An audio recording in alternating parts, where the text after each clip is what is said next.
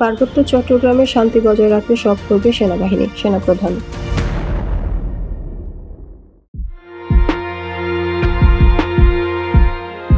সেনাপ্রধান জেনারেল ওয়াকারুজ্জামান বলেছেন, আমরা চাই পার্বত্য চট্টগ্রামে যেন শান্তি শৃঙ্খলা বজায় থাকে, সেখানে শান্তি বজায় রাখতে প্রয়োজনীয় সবই করবে সেনাবাহিনী। রোববার রাজধানীর আন্তর্জাতিক বৌদ্ধবিহারে ভিত্তিপ্রস্তর উন্মোচন অনুষ্ঠান শেষে একথা বলেন তিনি।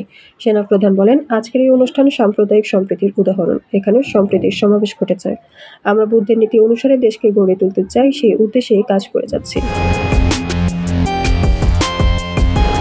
তিনি আরো বলেন, যৌবনের বড় সময় পার্বত্য চট্টগ্রামে কাটিয়েছি। বিভিন্ন মত থাকলেও একে অপরকে শ্রদ্ধার মনোভাব থাকতে হবে। এ সময় পার্বত্য চট্টগ্রামের শান্তি শৃঙ্খলা বজায় রাখতে সবাইকে ভূমিকা রাখার আহ্বান জানান তিনি।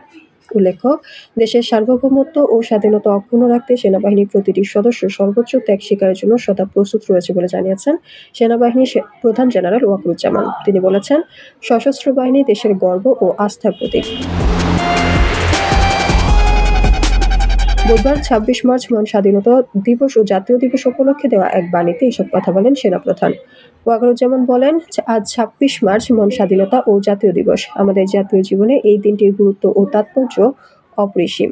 ১৯৭১ সালের এই দিনে এই দেশের মুক্তিকামী আপামর জনতা কাঁধে কাঁধ মিলিয়ে দেশমাতৃকাকে পরাধীনতার শৃঙ্খলমুক্ত করার লক্ষ্যে পাকিস্তানি হানাদার বাহিনীর বিরুদ্ধে সশস্ত্র সংগ্রামে ঝাঁপিয়ে পড়েছিল।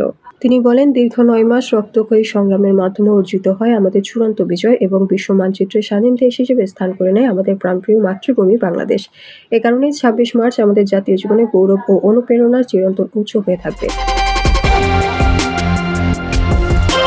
সেনাবাহিনীর সব সদস্যকে আন্তরিক শুভেচ্ছা ও প্রাণঢালা অভিনন্দন জানিয়ে সেনাপ্রধান বলেন, শুধু স্বাধীনতা যুদ্ধেই নয়, স্বাধীনতা পরবর্তী সময়েও দেশের স্বার্থে দেশে এবং বিদেশে দায়িত্বরত অবস্থায় যারা নিজেদের জীবন উৎসর্গ করেছেন, আমি মহান আল্লাহ তাআলার নিকট সব শহীদদের বিদ্রোহী আত্মার মাগফিরাত কামনা করছি।